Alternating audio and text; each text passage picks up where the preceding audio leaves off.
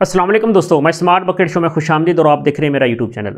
दोस्तों, हाल ही में आप लोगों ने देखा होगा, जब से 2023 शुरू हुआ है पूरी दुनिया के अंदर एक आलमी महंगाई का तूफान आया हुआ है। बड़े बड़े कंट्रीज़ जो हैं वो जो है रिसेशन में जा रहे हैं। अगर हम पाकिस्तान की बात करें तो पाकिस्तान की इकॉनमी भी डाउन जा रही है, पाकिस्तान में ग्रोथ ना होने के बराबर है। इसके अलावा जब से 2023 शुरू हुआ है पूरी दुनिया के अंदर जो एम्प्लॉइज़ हैं उनकी नौकरियाँ भी जा रही हैं। अगर हम अमेज़ोन की बात करें तो अमेज़ोन ने तकरीबन अपने 10,000 मुलाजमीन को जो है फ़ारग किया है। अगर हम ट्विटर की बात करें तो ट्विटर ने तकरीबन 3700 मुलाजमीन को है फ़ारग कर दिया है। अगर हम फेसबुक की बात करें तो फेसबुक ने तारीख में पहली मरतबा यानी कि अपने 18 साल तारीख में पहली मरतबा उसने लॉस किया है, जिसकी वजह से उसने तकरीबन अपने 11,000 मुलाजमीन को नौकरी से फ़ारग कर दिया है। फेसबुक ने अपने कुल तकरीबन 13% एम्प्लॉइज़ को कम भी किया है। फेसबुक का केस बाकी से थोड़ा मुख्तलिफ है, इसको हम आगे जाके आखिर में डिस्कस भी करेंगे। वीडियो में आगे बढ़ने से पहले और तमाम चीज़ों को समझने से पहले कि पूरी दुनिया के अंदर आखिर इतनी महंगाई क्यों आ रही है, क्यों यूरोप में पहली मरतबा इतनी ज़्यादा महंगाई बढ़ रही है, कुछ बुनियादी चीज़ों को समझना बहुत ज़्यादा ज़रूरी है। वीडियो में आगे बढ़ने से पहले अगर आप मेरे चैनल पर नए हैं तो मेरे चैनल को सब्सक्राइब कर दें, लेकिन अगर ऑलरेडी मेरे चैनल को सब्सक्राइब किया हुआ है तो मेरी वीडियो को लाइक और कमेंट करके ज़रूर देगा कि आपको मेरी वीडियो कैसी लगी और आने वाले टाइम के अंदर मैं किस टॉपिक के ऊपर अपनी जो है वो वीडियो बनाऊँ।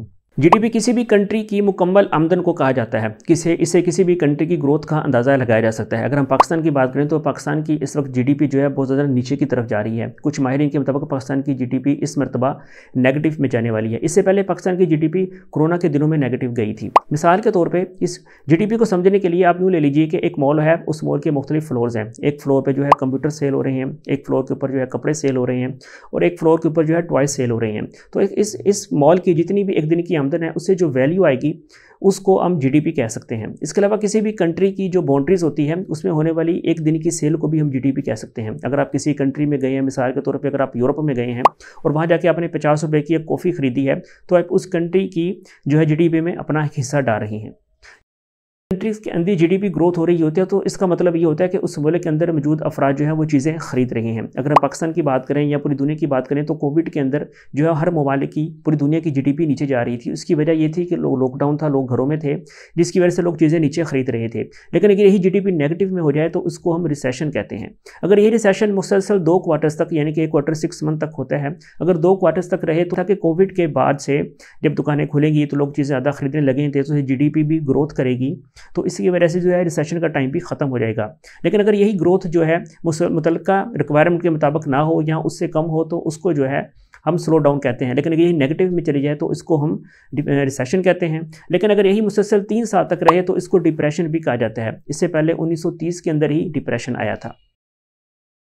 जब जीडीपी बढ़ती है, चीज़ें ज़्यादा सेल होती हैं तो इसके ताल्लुक भी डायरेक्ट एम्प्लॉयमेंट से होता है। ज़ाहिर बात है कि किसी भी मॉल के अंदर चीज़ें ज़्यादा बिक रही हैं तो आपको ज़्यादा बंदे चाहिए होंगे। जब ज़्यादा बंदे चाहिए होंगे तो ज़ाहिर बात है लोगों की नौकरियां भी बढ़ेंगी। लेकिन जब सेल कम होगी तो ज़ाहिर बात है लोग ख़रीदारी में कम आएंगे, वहाँ पर रश कम होगा, जिसकी वजह से जो है आपको एम्प्लॉयज़ भी वहाँ से फ़ारग करने पड़ेंगे। जब लोगों को नौकरियों से निकाला जाता है या जब अपनी मुलाजमत लोग खोते हैं तो उसकी वजह से लोगों की जो है आमदन कम हो जाती है। मुख्तलिफ गवर्नमेंट्स ने इसको कंट्रोल करने के लिए मुख्तलिफ पॉलिसीज़ भी बनाई हैं। अगर हम कोविड की बात करें तो कोविड के दिनों में लोगों के पास खाने के लिए पैसे नहीं थे या लोगों के पास जो है वो आमदन कम थी, तो ऐसे में यूरोपीय ममालिक ने मुख्तलिफ ममालिक के अंदर जो है उनको जो है उनके अकाउंट्स में सैलरी निकाली। ऐसे लोग जो कि मुस्तहिक अफराद थे या जो जिनकी नौकरी नहीं थी उनके अकाउंट में पैसे डलवाए, उनको बोनसेस दिए ताकि जो है अपनी सेविंग्स बढ़ाएं और वो लोगों की खरीदारी भी कर सकें। लेकिन ऐसा हुआ नहीं क्योंकि लॉकडाउन में लोगों ने इतनी ज़्यादा खरीदारी नहीं की। अगर हम पाकिस्तान की बात करें तो पाकिस्तान भी आप लोगों को पता होगा कि उस वक्त इमरान खान के दौर में एहसास प्रोग्राम शुरू किया गया था जिससे लोगों को कैश दिया गया था ताकि जिससे गवर्नमेंट की जो है आमदन हो सके। लोगों के पास पैसे नहीं होंगे तो ज़ाहिर बात है लोगों को चीज़ें नहीं खरीदेंगे। ये बात तय थी कि जब कोविड ख़त्म होगा तो इससे डिमांड बढ़ेगी क्योंकि लोगों के पास जो पैसे पहले से सेव था उन्होंने लोगों को खर्च करना शुरू किया। लेकिन ये डिमांड सप्लाई में इतना ज़्यादा फ़र्क आ जाएगा कि इससे ज़रा बहुत ज़्यादा महंगाई भी बढ़ जाएगी।